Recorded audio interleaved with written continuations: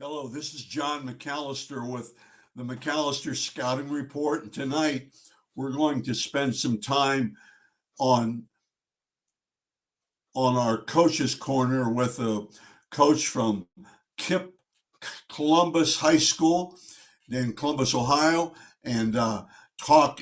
I think the program's 5 years old, and last year Coach James Lee won the Coach of the Year in Division 6, and he was finished 7-5. But the year before they were 1-9, and the program is only, I think, 5 years old.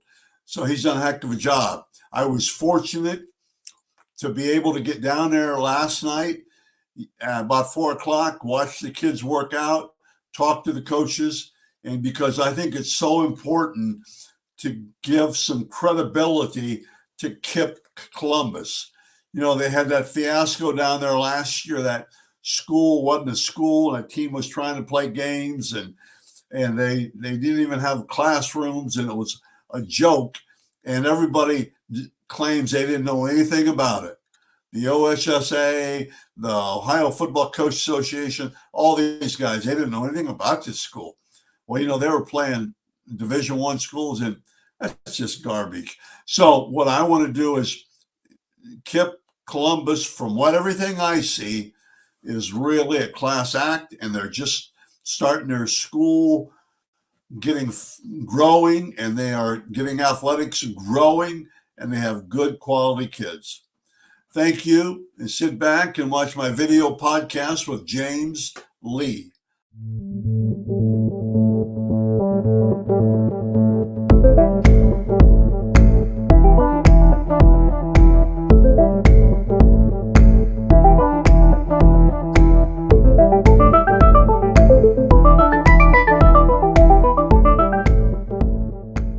Today, my guest is James Lee, and he is the head football coach at KIPP Columbus High School down in Columbus. And the program's kind of new, and James isn't, because he played at Cleveland Benedictine back in the day, and in Cleveland, and that's year in and year out a very good program. Coach Lee, how are you doing today? I'm doing well, Coach McAllister. Thank you for having me. Thank you for having me today. The biggest reason is I get tired of college coaches worried about the legitimacy of KIPP Columbus because of that stupid stuff that went on last year. Yes, sir. And, you know, I came down yesterday to see you, and by the way, I was so impressed.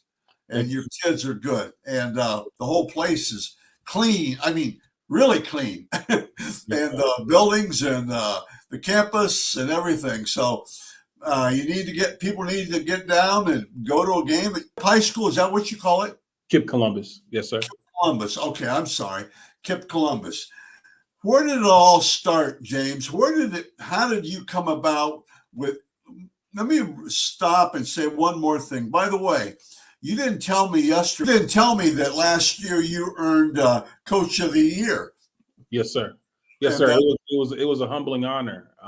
You know, there are many great coaches, you know, all over the state of Ohio, and to be one of 7 to be named Coach of the Year, it was just a huge humbling honor. I didn't expect it, but you know, it's just a testament to my players and testament to their hard work. So I'm just your whole program. Yes, sir. Okay, tell me about KIPP Columbus. Yeah, so KIPP stands for the Knowledge is Power program.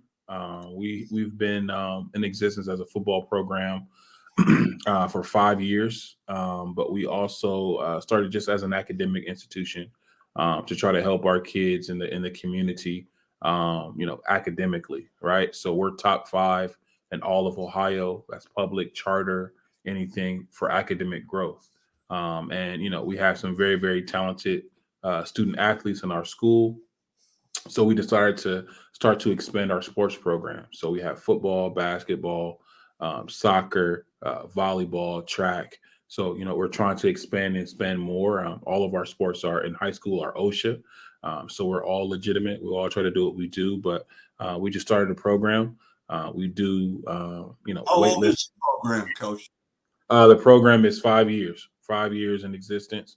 So this is our third full year in OSHA. So we're Division 6 Region 23. But honestly, we will probably be in a couple years going up in division as we're expanding our school size and things of that sort. That's really good. A couple things. One, yeah, I saw the football field, which is really nice. Yes, sir. And then tell me about expansion. That'll be gradually with student growth, population. Yeah, it'll be gradually with student growth and population. We'll double in size. So eventually our school will end up probably being around a Division 3, Division 2 football team, as far as just like where we are. So that means our basketball team will probably be Division 1. But our football field facilities is top notch, full AstroTurf, 8-lane track, amazing views. I think it's one of the best views I've ever seen. And I've been in Massillon, I've been in Benedictine, I've been in Village St. Joseph's. I've been all around Ohio, watching football games, and I feel like our environment is one of the best in Ohio. That's really good. That's good. Let's go. You told me yesterday, and I understand, but I don't quite understand. Yes, You sir. don't necessarily have open enrollment. If you do, but you have the lottery system. Yes, Could sir. you explain how that works? Yeah, so we cannot just go see a kid that's maybe a high school freshman and say, "Hey, would you like to come to KIPP?" Okay. We have a lottery system. Let's get that straight, because Yeah. people are getting accused of recruiting, or not just you guys. I'm sure you're not, but I mean, I'm sure you're not.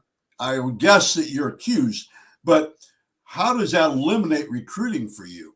Yeah, so we cannot just go get a kid off the street. Right. That's in Right. high school. We have a lottery system, almost similar to an Eastmore Academy, where kids apply and then they get into a lottery system, and then kids are picked at random. That was very, very important to our board, very, very important to OSHA, to make sure that we're just not pulling kids from anywhere and getting them at any point. We are a K through 12 school, so sometimes kids apply in the second grade, third grade, and we have them. But our team has had one transfer kid in our existence. Every single kid that we have on our football team has been in our school since the 5th grade. That's really So we have literally built it from the ground up, and done things the right way. So if anybody wants to come to KIPP, the only thing I can really do is tell them to apply. And if they get in, they get in. But there's literally nothing that I can do to pull a kid into our school. okay. One more question on that, because you're teaching me something I didn't know in Yes, sir. general. Okay, what happens if a boy gets accepted in 6th grade? Now, does he have to apply the next year, or is he No. part of your school system? If he gets in the 6th grade, he's in the system, so he get an automatic entry into the high school. If you graduate from 8th grade here, automatically entry into the 9th grade to high school. Good. Last year, you finished 7-5. Yeah. Okay, what, 3 years ago you played one game or something, didn't you? I read. Yeah. I do a little bit of homework. Yeah. But Yeah. you played 1 or 2 games, and the year before you were 1-5, or year before last year you were 1-5, Mhm. right? Yeah. So you made some great jumps, and down there yesterday you've got some pretty good assistant coaches. Yeah, I think our coaches are best in the. I think I have the best coaching staff in Ohio. I really, really feel that way. I don't know how smart they are, but they relate to kids and they encourage kids. So that's all I saw the other day, yesterday, and that's huge. Even Yes, sir. that tough guy you got from Chicago, he'll be all right. He just got to get a little older. You can tell him I said that. I'm kidding you, obviously, Coach. Okay, what about the schedule?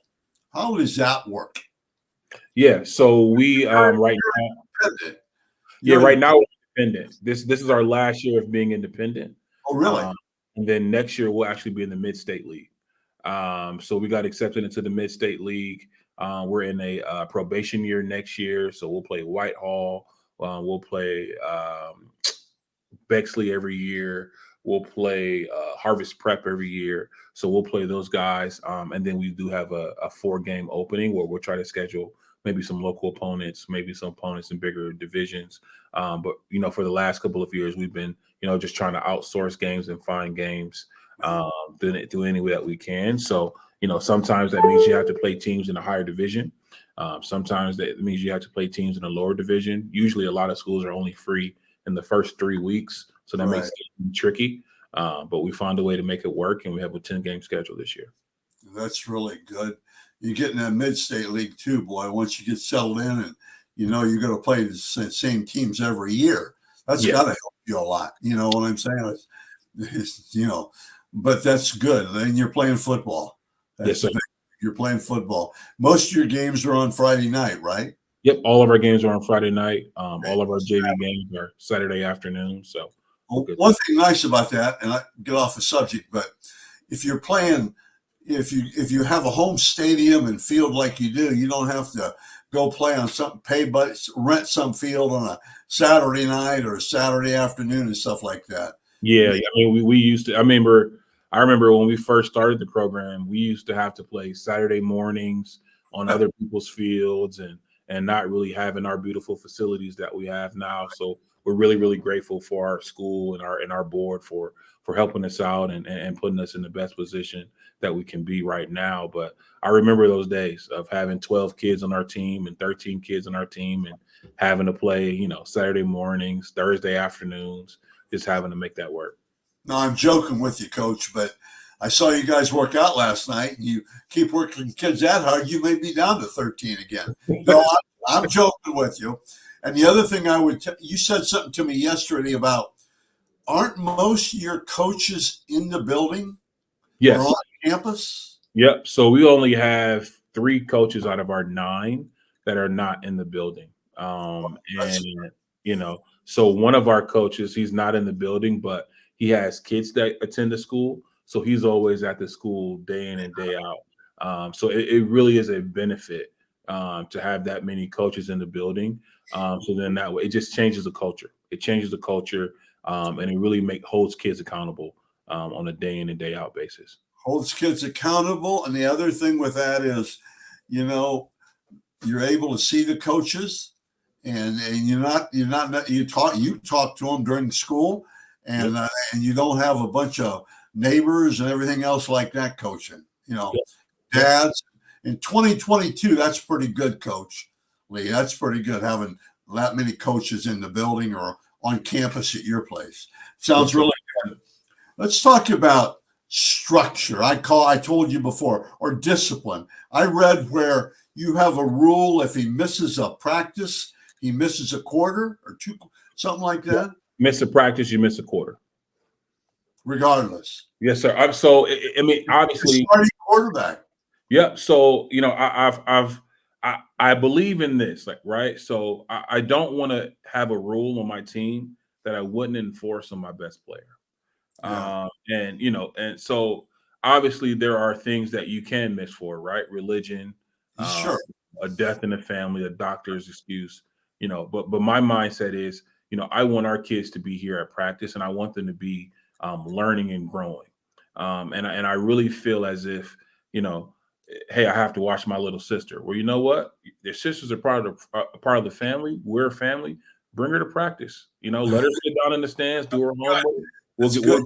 we'll get her some snacks. We'll make sure she's fed, and we'll make sure she's good to go, because it's important for you to be at practice, and just important to build that team camaraderie, right? Like, I was a part of teams, and sometimes you'll have your star players show up 2 days a week, and play the whole game, and then you'll have little Johnny over here, and little Johnny works his tail off, shows up to every practice, and he does not play.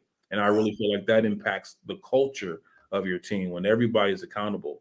And it's lost us a football game, to be honest with you. It's lost us a football game. We had a star player, didn't show up to practice, did not play in the first quarter. We got down 14, really had to fight our way back. We eventually won the football game, but it showed everybody on the team that we're serious about coming to practice and holding each other accountable. And at first I had some pushback on it, but then towards the end of the year, we did not have a problem with attendance. And Right. what we're really trying to do is teach our kids to communicate. Hey, Right. coach, I can't make it to practice today because I have a doctor's appointment. Hey, coach, Accountability. yep, accountability. And once you can hold kids accountable, honestly, they'll appreciate it, and they'll learn from it. And I really think, and I'm an old coach, but head football coach, but I really think that in the long run, kids want that guy disciplined that skipped practice. Yep. You know what I'm saying? The other players want that. They may not tell you that, but they're glad you disciplined them. Yep. And I mean, I feel like kids crave structure. They right, crave it, and they may not know it, but they show it in the way that they do things, right? Like if every single day you have this thing that you do every single day. In the beginning, they may hate it. Oh, we got to do this, yeah, but you'll flip a switch one day, and you don't do it one day, and kids will say, "Hey, coach, why aren't you doing this, or why aren't you doing that?" And that's because they crave structure and they crave discipline, and honestly, they crave that respect. So that's I, just something I'm really big on. I totally agree. I totally agree. I talked to you. Uh, how is it? How hard is it to get games? Well, right now it's tough, isn't it? It's tough to get games because we've been blessed and fortunate to have 4 kids on our roster with Division I offers. Yeah, But we're a smaller school, so we're not necessarily, top of the chain Division I. Let's go play Pick North, Pick Central, those right. teams yet. But we're maybe more talented than some of the smaller schools that are in our division. So Yeah, it's really tough finding that balance about, hey, let's challenge ourselves, but then let's also stay within our means. So scheduling is tough. Sometimes you run into the standpoint of, well, who is KIPP Columbus? Who are these guys? You right, guys can come to us. So we've been fortunate enough to have 6 home games this year. So we're fortunate enough to do that. But scheduling has been tough. But going into the Mid-State League, now right. I only got to find 5 games. So that's a blessing. You guys have a band? We don't have a band. We're working on it. We're working on it. 'Cause But you gotta probably get a we'll get a band. We'll get a band. I'm just kidding you. Well, that sounds really good. How many kids, I'm just curious, play 2 sports? I would say probably we're going to have about 70 kids, 75 kids on our football team this year. We'll probably have 75% of them play 2 sports, either track and football or track and basketball. We'll probably have about 75%. Okay, because I saw some kids, well, that junior, about to be a junior you have, Yeah, Cam Frazier. Yeah, and he wasn't running track. I thought, that helped him a little bit, but absolutely. Absolutely. We're going to get them out there. you tell him running that anchor 4x1, man, running the anchor coming down the home stretch. I wouldn't think there's anything like it with your big horses, man. Your thoroughbreds. That's really good. I'm getting off the subject. Okay, let's go back. We're going to finish here in a few minutes, but let's go back to KIPP then. Yep. What? How can you promote your program so I don't have guys say, "Hey, what's this KIPP program about?" And I tell them to call you now. You're in trouble because I have your cell phone number. Hey, that's fine.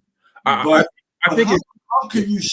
I don't mean sell, Coach Lee, sell it in that sense, sell. But how can you promote it? How can you get better at that? I think we just got to win games. I think the more teams you play, the better competition you play, the more games you win, the more notoriety that you get. I think, the year before I got here, we were 1-9, Yeah, right? So, nobody's coming to say, well, who are these guys? What is this team? And, our first round of the playoffs, we play an undefeated team. We beat them. And then that turned a lot that I think that moment turned a lot of eyes to who we are. And I think the way we get our program out is organically, right? I think having 3 Division I guys that are juniors and hopefully they will sign to go to a Division I school, that will help. I think playing at a school like Bishop Hartley, I think that'll help tremendously, right? Just giving us that credibility. So win, lose, or draw, that's going to give us credibility. So I right. think winning games, right? Like you go deep in the playoffs, you'll be one of 20 teams left in Ohio, and then teams will say, "Hey, well, who is this school?" Right. Yeah. So I think the way that you get notoriety is you have to work. Football is a work sport. I believe that my whole life. So that's just what we need to do to get our name out there. We just need to work. And it's a team sport. Mhm. So you're promoting it as a team. You got to get your administrators and everybody else involved in it. And, Absolutely. everybody, Ab- not so much just your coaches, obviously, but to get those teachers involved and coach, and the superintendent, things like that. And I think, and then the other thing is, I think it'd really be good if you could get some kids into camp. That we talked about that. Yep, But and we're going on a summer camp tour. We are already on our spring tour, right? So every weekend we are sending 7-8 kids to a college. Is that right? Every Wow. single weekend, and that's going to go on all the way up until the end of April. We're going to a Division I school, Division II school, Division III school. We're going everywhere, right? Like I treat all coaches, all programs the same, and I tell our kids to give all those coaches and programs that same respect, right? Every kid wants to go Division I, right? But it's all about fit, it's all about culture, and it's all about treating people the right way. And at the end of the day, we go to a school every single weekend because I want to show these kids what's possible. But I also want to show these kids that, you can go to school, you can get an education, because that's number one in our book. And, we just want God to do the right thing. So every single weekend, we're going to a university. We don't go during the week. I am not a proponent of kids missing school to go on a college visit. I'm not a proponent of that. And I know, that might be, hurting the kid maybe, but I feel like they get more done in school. And then, you can come visit them on Friday night, Saturday, and Sunday. So we'll figure it out.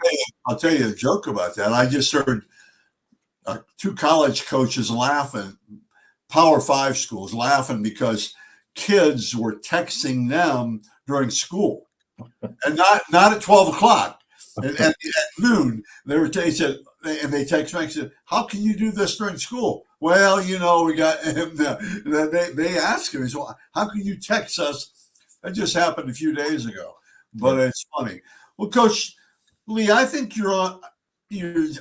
From what I know, you're on a great track to do this, and you got the kids at heart, and I know that you think a lot of my good friend Teddy again. I do. That's not too bad a role model to follow as far as building kids. Number one, character in kids, and then winning football games. So thank you very much for being on my podcast. We're at 20 minutes. It goes fast. I loved it. I really appreciate you and all that you do for coaches. And I'm not just saying that. I truly, truly, truly mean that. And I'm humbled. And all I want to do is help kids. That's all I want to do is help kids see the best version of themselves. And that's all I want to do. So I appreciate you, sir. You're doing it honestly. I just want to do it honestly. So, all this, you just have to be able to sort out all the noise. And I think I do. And I'm pretty loyal and honest. But again, James, thank you very much. Appreciate it. Thank you so much. Have a blessed night.